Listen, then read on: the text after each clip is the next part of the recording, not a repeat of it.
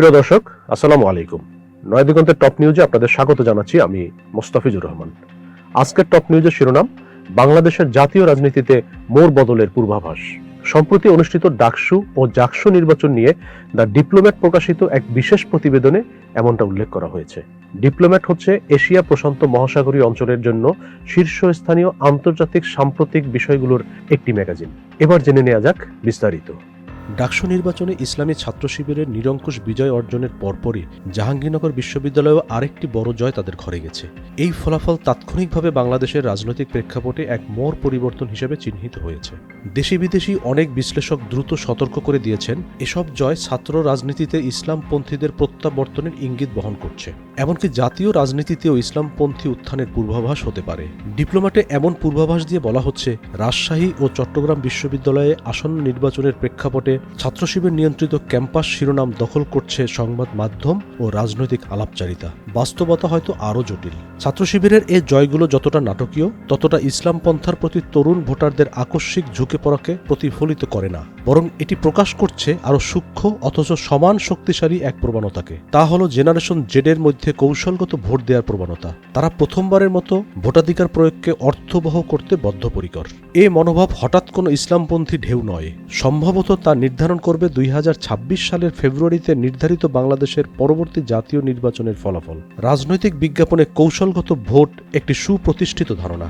বহুদলীয় ব্যবস্থায় ভোটাররা প্রায়ই তাদের পছন্দের প্রার্থীকে ছেড়ে দেন যদি মনে হয় তিনি বাস্তবে জিততে পারবেন না। পরবর্তীতে তারা এমন প্রার্থীকে বেছে নেন যিনি প্রধান প্রতিদ্বন্দ্বীকে হারানোর বেশি সম্ভাবনা রাখেন। বাংলাদেশের ছাত্র রাজনীতিতে এ ঘটনাটি চোখে পড়ার মতো স্পষ্ট। ঢাকা বিশ্ববিদ্যালয় ও জাহাঙ্গীরনগর বিশ্ববিদ্যালয়ের পৃথক নির্বাচনে অনেক শিক্ষার্থী স্বীকার করেছেন তাদের ভোট আদর্শ দিয়ে নয়, বাস্তবতায় প্রভাবিত হয়েছে।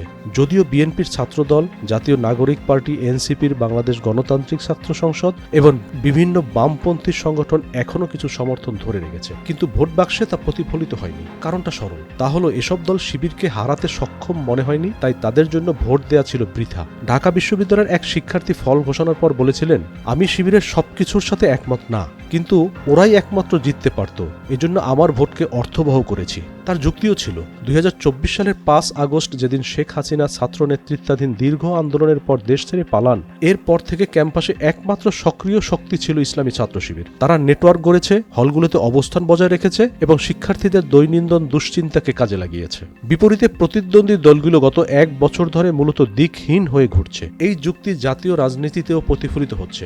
অনেক তরুণের চোখে বিএনপি হয়ে উঠছে পরবর্তী সরকার। পুরো দেশ পরিচালনার জন্য যথেষ্ট সংগঠন, সম্পদ ও ঐতিহাসিক ভিত্তি আছে একমাত্র তাদের। উদাহরণস্বরূপ, south Asian network on economic modelling SANEM পরিচালিত এক জাতীয় জরিপে 38.8% তরুণ মনে করেছেন বিএনপি আসন্ন জাতীয় নির্বাচনে জিতবে। জামায়াত ইসলামী দ্বিতীয় স্থানে এসেছে 21.5% উত্তরদাতার পছন্দ হিসাবে। এই ধারণা যথাযথ হোক বা না হোক, প্রথমবারের ভোটারদের সিদ্ধান্তকে ইতোমধ্যে প্রভাবিত করছে। ক্যাম্পাস ও জাতীয় নির্বাচনের মধ্যে সাদৃশ্য স্পষ্ট। যেভাবে ছাত্র শিবিরের সাংগঠনিক শক্তি ও উপস্থিতি শিক্ষার্থীদের চোখে তাদের অবশ্যম্ভাবী বিজয় হিসেবে তুলে ধরছে, বিএনপিও একইভাবে জাতীয় রাজনীতিতে গতিশীলতার সুবিধা পাচ্ছে। চায়ের দোকান থেকে শুরু করে অনলাইন ফোরাম, সবখানেই একই কথা শোনা যাচ্ছে, বিশ্ববিদ্যালয় নির্বাচন যাই হোক, জাতীয় নির্বাচনে অন্তত আগামী মেয়াদে বিএনপি জিতবে। এই যুক্তি প্রবল শক্তিতে কাজ করে। অর্থহীন ভোট দেওয়ার ভয় তরুণদেরকে ছোট বামপন্থী দল, স্বতন্ত্র প্রার্থী বা নতুন রাজনৈতিক শক্তিগুলোকে সমর্থন থেকে বিরত রাখছে।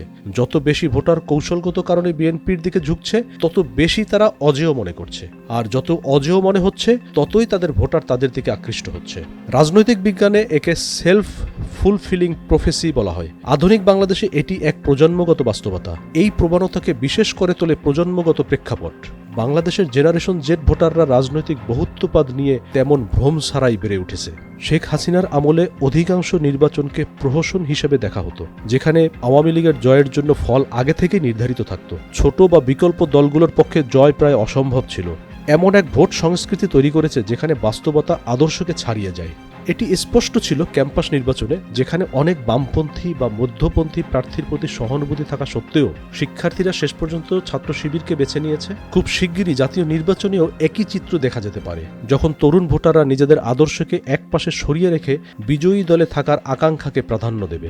যদি এই ধারা বজায় থাকে বিএনপি বিশালভাবে লাভবান হতে পারে। আভ্যন্তরীণ বিভাজন ও নেতৃত্বগত প্রশ্ন সত্ত্বেও দলটিকে এখনও শেখ হাসিনা পরবর্তী কাঠামোর একমাত্র কার্যকর বিকল্প হিসেবে দেখা হচ্ছে। তাদের আছে সরকার পরিচালনার অভিজ্ঞতা, রাজনৈতিক ঘাঁটি এবং সবচেয়ে গুরুত্বপূর্ণ হল জনগণের চোখে এক ধরনের অবশ্যম্ভাবিতা। বামপন্থী ও স্বতন্ত্রদের জন্য এটি এক দুঃস্বপ্ন।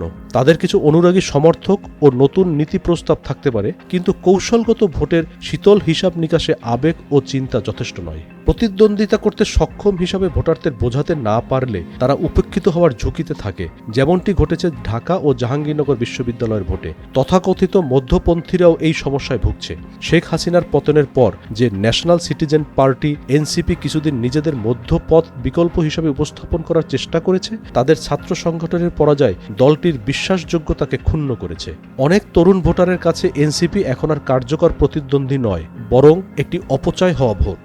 ফলে রাজনৈতিক প্রতিযোগিতা সীমাবদ্ধ হয়ে পড়েছে বিএনপি বনাম অন্য সবাই। অন্যদিকে বিএনপির সব বিতর্ক জেতা বা সব ভোটারকে অনুপ্রাণিত করার দরকার নেই। তাদের শুধু এই বিশ্বাস টিকিয়ে রাখতে হবে যে তারাই একমাত্র দল যারা শাসন ক্ষমতায় যেতে পারে। এই বিশ্বাসই যথেষ্ট হতে পারে পাল্লা তাদের পক্ষে ভারী করতে। মোস্তাফিজুর রহমান, নয়া দিগন্ত।